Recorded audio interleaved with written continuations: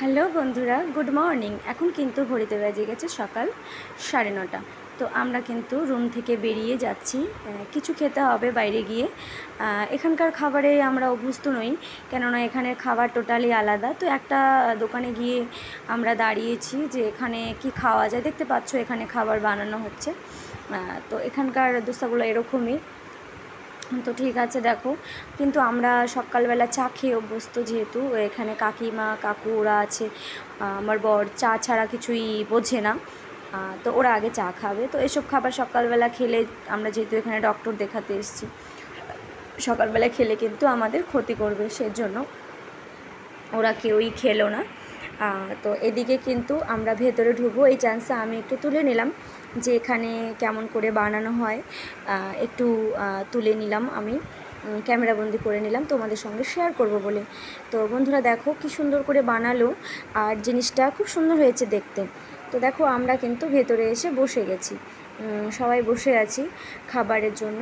অনেকটাই বেলা হয়ে গেছে, অনেকটাই দেরি করে ঘুম থেকে উঠে গেছি, কিন্তু এখনও আমাদের কিছু খাওয়া হয়নি। তো এই দেখো দোকানে এসে চা, এখানে লাল চা অর্ডার করা হয়েছে, লাল চা নিয়ে নিলাম।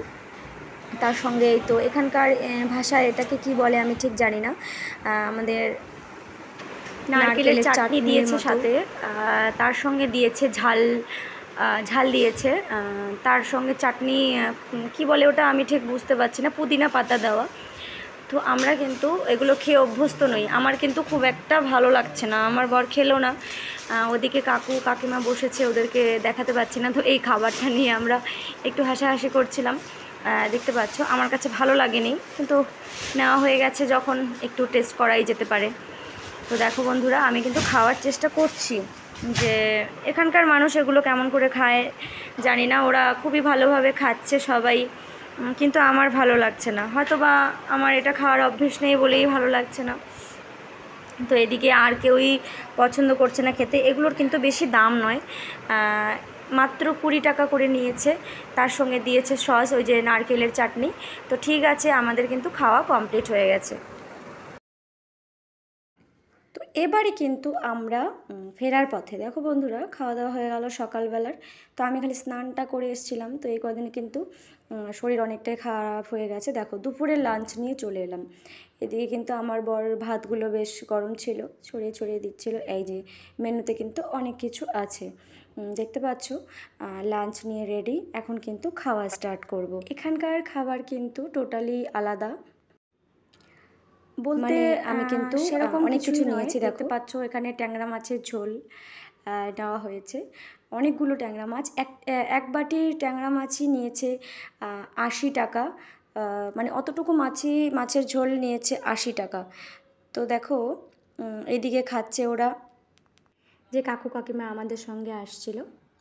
এই দিকে খেতে বসেছি আমি। তো আমি কিন্তু ক্যামেরাটা এই দিকে ঘুরিয়ে নিয়েছি। তো বন্ধুরা এই কয়দিন কিন্তু আমি খুবই শরীর খারাপ ছিল, যদি বাইরে এসেছি যেহেতু, এখানের নতুন আবহাওয়া, এখানকার আবহাওয়া, এখানকার জল টোটালি আলাদা, তবু শ্যুট করেছে, কিন্তু শরীরটা খারাপ হয়েছে। তোমাদের সঙ্গে এই কদিন বেশি ভিডিও আমি শেয়ার করতে পারিনি, টোটালি বন্ধ ছিল। কি করব, যেহেতু পেশেন্ট হয়ে ডক্টর দেখাচ্ছি, রুমে আসছি, ডক্টর দেখাচ্ছি, রুমে আসছি, রিপোর্ট করছি, তবু হাসি খুশির মধ্য দিয়ে চেষ্টা করছি চলার। ছেলেটাকে রেখে এসছি, যদি নর্মালভাবে থাকি তবু মনটা খারাপ লাগছে, ছেলের কথা মনে পড়ছে, তবু সবার সঙ্গে যদি একটু হাসি ঠাট্টা করে থাকি, তাহলে কিন্তু ছেলের কথাটা একটু ভুলে থাকতে পারি। রিপোর্টসটা ভালো আসেনি, তোমাদের সঙ্গে পরে শেয়ার করব আমি। তো ঠিক আছে বন্ধুরা, আজকে কিন্তু এই ভিডিওটা আমি এই অবধি রাখলাম। তোমরা সবাই কেমন আছো আমাকে অবশ্যই জানাবে।